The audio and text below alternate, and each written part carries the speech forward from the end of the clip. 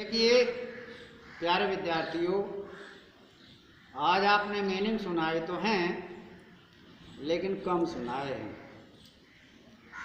देखो, पढ़ाई जितनी आप कर लोगे वो तुम्हारे काम आएगी, और जैसे तुम कार्य करोगे, कर्म करोगे, वो सब तुम्हारे काम आएंगे। अच्छे करोगे अच्छा फल मिलेगा, बुरे कर्म करोगे तो बुरा फल मिलेगा।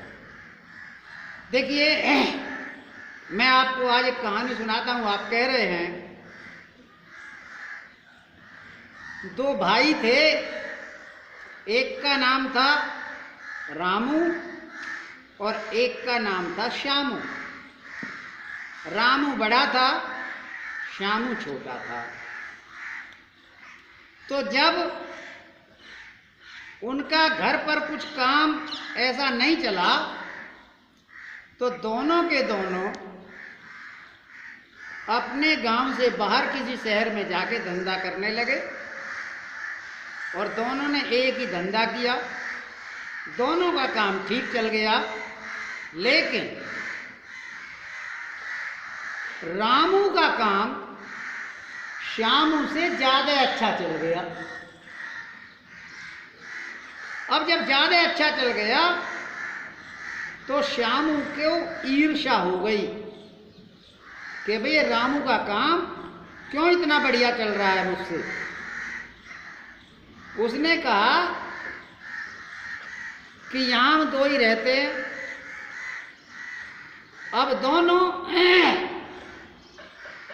पता भी नहीं चलेगा किसी को, भाई तू इस रामू को मार दे, और रामू को मारने के पश्चात इसकी संपत्ति सब तेरी हो जाएगी, यहां कोई देख थोड़ी रहा है। अब उसने योजना बनाई और उस भाई को दावत दे दी अपने यहाँ, और दावत में उसको जहर दे दिया।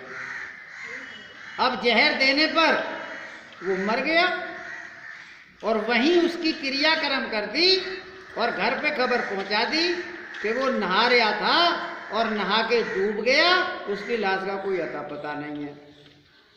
और उसको घर वालों को उसने 1000, 1100 या 2000 रुपये जो भी थे वो सिंपैथी के तौर पर पहुंचा दिए। अब उसकी सारी संपत्ति श्यामू ने हड़प ली। अब श्यामू बहुत खुश था। उसकी संपत्ति से उसने घर आकर बहुत आलीशान मकान बनवाया और अपने बालकों की शादी की।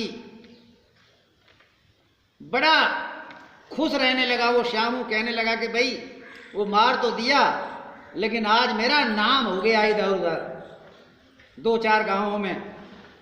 लेकिन होता क्या है कि जब श्यामू अपने लड़के की शादी करता है, बहुत धूमधाम से शादी होती है, हाथी घोड़े सब जाते हैं बारात में, और दान दहेज खूब मिलता है। लेकिन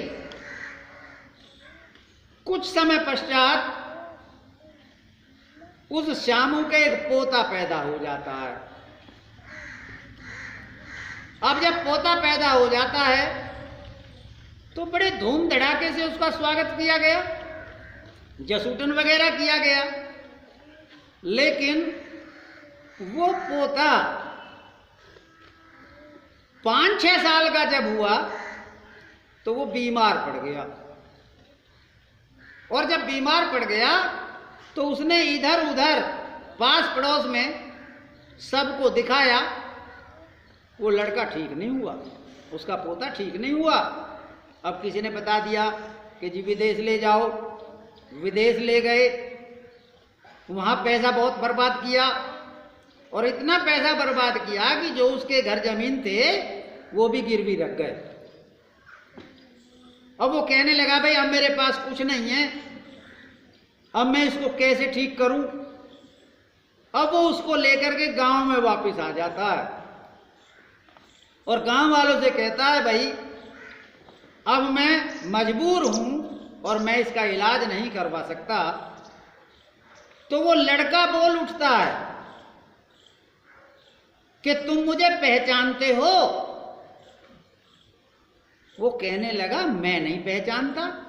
तुम कौन हो? कि गौर से देखो, तुम्हारा भाई कोई रामू था? कि हाँ, रामू तो था।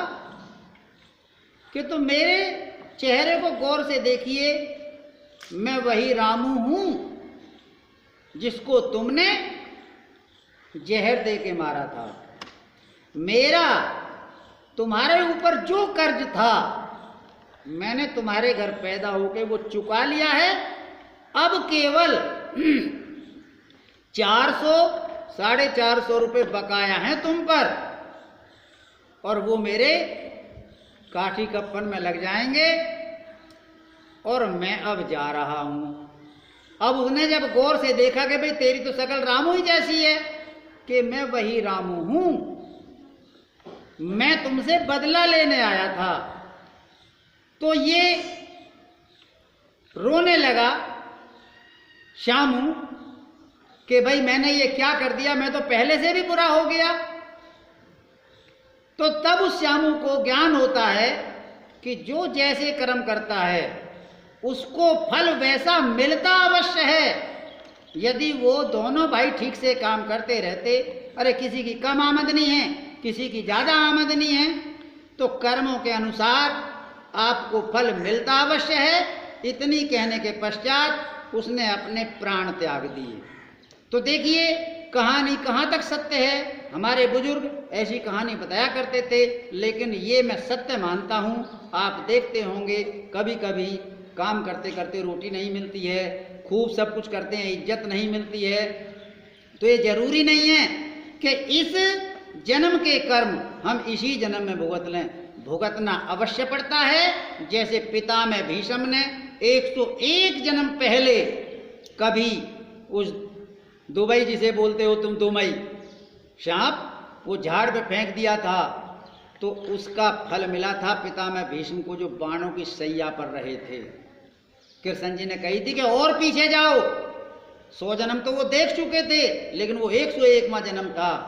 तो प्यारे विद्यार्थियों, मैं आपसे ये कहता हूं कि अच्छे कर्म करिए, धोखा दोगे तो धोखा ही मिलेगा। इसलिए कोई भी विद्यार्थी पढ़ाई में अपने मैम जी को, अपने अध्यापक को, अपने किसी भी गार्जियन को धोखा मत दो। मेहनत से पढ़ोगे यदि, तो पढ़ाई आपके जरूर काम आएगी, और पढ़ाई के ऊपर ही आपका सारा जीवन का दारोमदार होता है। पढ़ाई के लिए कभी धोखा मत दो। मैं आपको केवल यही कहता हूँ, अच्छे कार्य करो, अच्छे बनो, सबका सम्मान करो, जिससे तुम्हें लौट के वो चीज़ें मिलें। उस श्यामू की तरह मत करो कि जो पहले से भी बुरा हो जाए। इसी के साथ देखिए, यदि कहानी अच्छी लगती है लाइक कमेंट्स करेंगे और शेयर करेंगे।